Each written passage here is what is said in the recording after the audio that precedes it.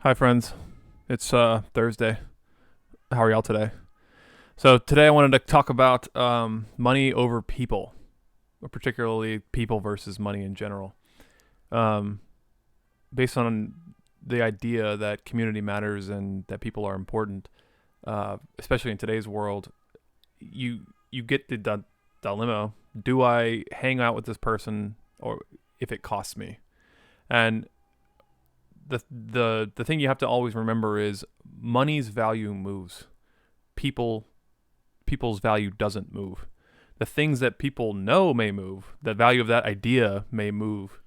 Printing newspapers, for example, that was a good idea for a very long time, and then the internet changed that. But the person themselves value is intrinsic. It doesn't shift. It doesn't. That person's old, so therefore they don't matter. So we can just do some eugenics program and then they're done. And at the same time, a little baby, they're just consuming resources. They can't do anything. But does that make their value less? Oh, no, of course not. Or a person who's in the prime of their life, a man or woman who's in the prime of their life, who says, who says that they are more valuable? Nobody can. They can be more productive, per se. They can maybe lift more weight, walk further, be more creative, work harder, but that doesn't make them more valuable. They may be more valuable to society because they're making something that people want, or they're providing a service or a good, or maybe they tell jokes, or they're an actor or whatever. So society may want their services, but it doesn't make them as a person more valuable in the macro, in the eternal sense. Um, the other thing is that money money shifts forms.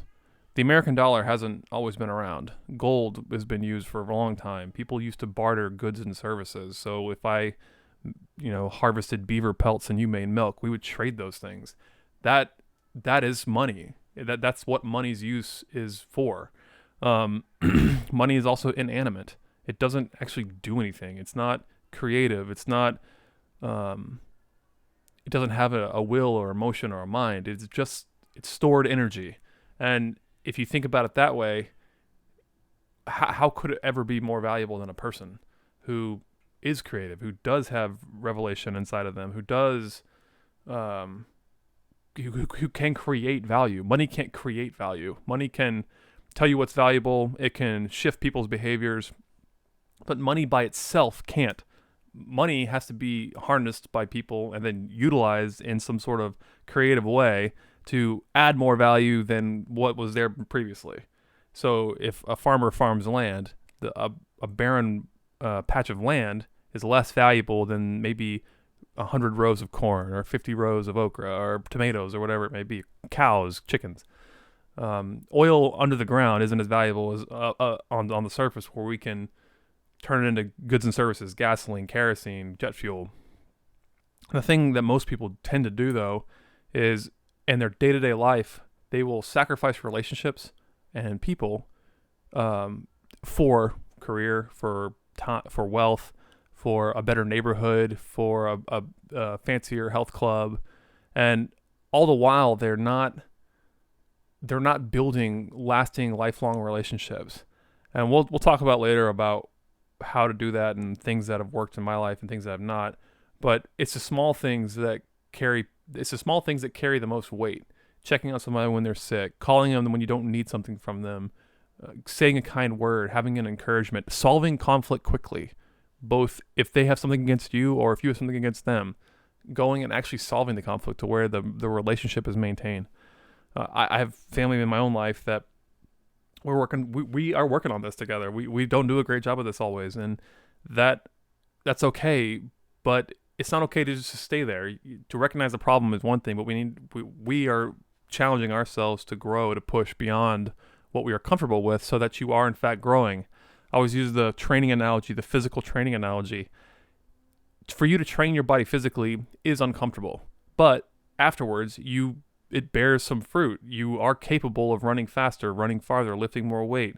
You're not as out of breath when you're walking up and down the stairs. You can play with your kids more. You don't have health issues. Those are all things by artificially making, I say artificially, but by controlling the uncomfortability you have in your own body. The same goes for conflict resolution. It's uncomfortable to have conflict resolution. It's not fun. It's not like, yes, today we get to go resolve conflict. But The more you do it, the better you'll get at it, and the more relationships you'll build.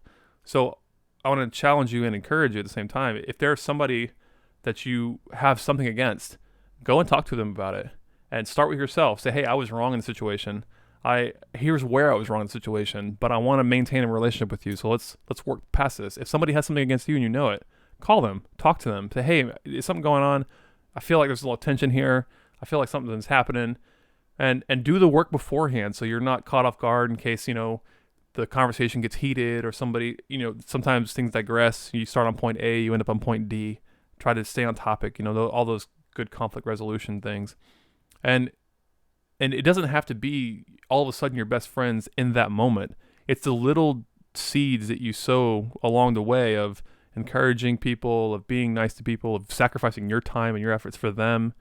You need to do those things so that in the end, one, God is glorified, but then that's the primary reason. But there's tons of pragmatic reasons to do it too.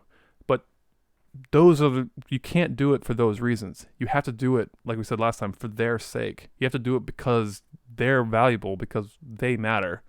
And the more you do those things, and it's hard, it's really difficult, but the more you do those things, the more you'll see your community come together. And I still think the only true way to really do that on a consistent basis is to know that you're a sinner saved by grace, and that Christ is your spring of living water. He is the well that never runs dry. And as long as the gospel is the thing that is your life, you'll never run out of fuel to lay your life down.